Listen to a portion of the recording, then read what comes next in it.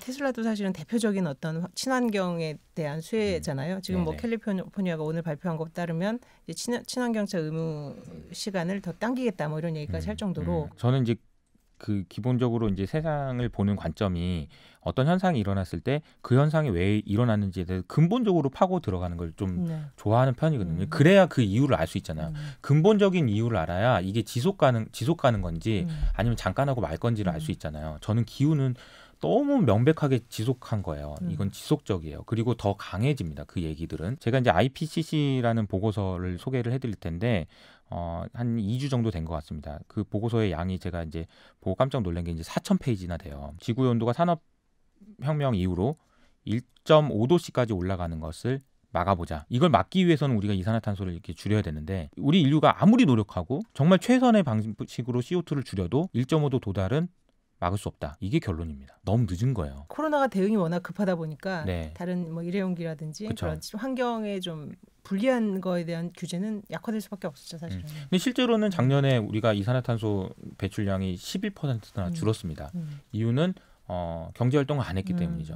집에만 있고 재택하고 그다음에 해외여행도 아무도 안 가고 그래서 이제 11%가 줄었는데 제가 아까 말씀드렸던 1.5도씨에서 막기 위해서 우리가 줄여야 되는 이산화탄소의 양은 1년에 7.6%씩 줄여야 됩니다. 1년에 7.6%씩 줄여야 되는데 코로나 정도 해야 11% 주니까 7.6% 줄어드는 게 이게 만만치는 않다는 거죠. 제가 ESG를 얘기를 하기 전에 기후 얘기를 이렇게 자세하게 한 이유는 뭐냐면 제가 기후에 대해서 이런 정도의 인식이 없으면 ESG를 바라보는 관점 자체가 삐딱하게 볼 겁니다. 분명히 쟤네 저거 뭐야 뭐 유럽 애들 자기네들 뭐 자기 진짜 막 입이 이만큼 나와가지고 진짜 아니 우리나라 기업은 어떻게 하라고 입이 이만큼 나와가지고 진짜 불만 막 근데 이제 기후에 대한 이야기를 하고 시작하면 느낌이 달라요. 이게 완전히 진짜 억울하고 짜증나고 막 힘들지만 가긴 가야 되는 거네 이게 이런 식으로 바뀐다는 거예요.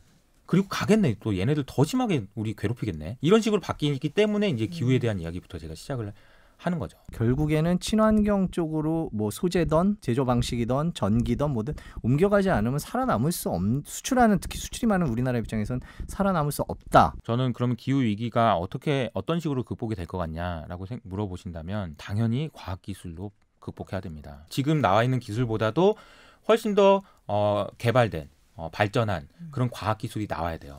근데 그 과학기술이 나오기 위해서 필요한 거는 돈입니다. 그래서 제 ESG는 쉽게 말하면은 과학기술자들한테 응원해 주는 거예요. 야, 네가 빨리 좀 개발해라. 그래서 지구를 좀 구해봐. 테슬라한테 돈 작년에 들어간 이유도 그거예요. 야, 네가 해. 네가 해서 AI 자율주행도 하고 그래서 사람들 막 이렇게 돌아다니지도 못하게 하고 그리고 빨리 우주도 하고 뭐 아니면 친환경 빨리 좀 제발 좀 빨리 네가 안 하면 큰일 나. 이런 분위기예요. 이거 응원해 주는 거예요. 응원.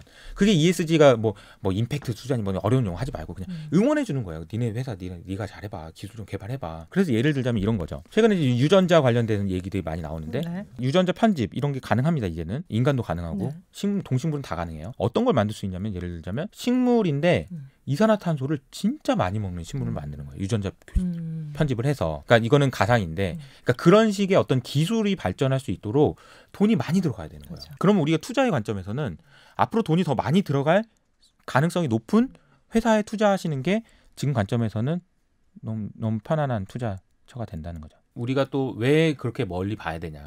왜 근본적인 얘기들을 해야 되냐. 왜 이유는 너무 매크로 관점에서 간단한 게 금리가 안 올라요. 한국은행 금리 올렸는데 죄송합니다. 웃어가지고. 한국은행 금리 올렸는데 이렇게 됐습니다. 아니 근데 그러면 얼마까지 올릴 수 있는데요? 뭐 얼마까지? 지금 잠재 생각하면 한 1.25까지는 1.25까지? 그럼 1.25까지 많이 쳐서 그럼 2%까지 올린다 칩시다. 그럼 2%까지 올리면 고금리인가요? 저금리예요, 그래도. 옛날에 비하면 그렇죠. 예전에 비하면 저금리. 그리고 생각해 보세요. 유럽이 오늘 아침에 기사가 나왔더라고요. 그 기사를 보고 내가 또 헛웃음을 쳤는데 이렇게 나왔더라고요. 2025년에 금리 올릴 가능성이 급격하게 올라갔다 어제. 장난하나 지금? 2025년? 지금 마이너스. 2025년에 금리를 올릴 가능성이 올라갔다는 거잖아요. 금리가 오를 수 있냐는 거죠. 이거는 의지를 가지고는 절대 끝까지 안 올리려고 버틸 겁니다. 그러면 그 과정에서 우리가 보는 거는 뭐냐는 거죠. 더 먼 미래를 땡겨와야 돼요. 금리가 낮으니까. 오늘 이호석 팀장님과 무형자산, 기후변화, 투자자들이 봐야 할 멀지 않은 미래에 대해서 얘기를 나눠봤습니다. 이호석 팀장님과의 풀 영상은 저희 SBS 뉴스 채널에서 다시 보기에도 올라와 있습니다. 그리고 핵심만 요약해서는 다시 멀스트리트에도 올려드리겠습니다. 멀스트리트 채널 구독과 좋아요도 꼭 부탁드리겠습니다. 진짜 이런 거면 나만 하는 거야. 빨리.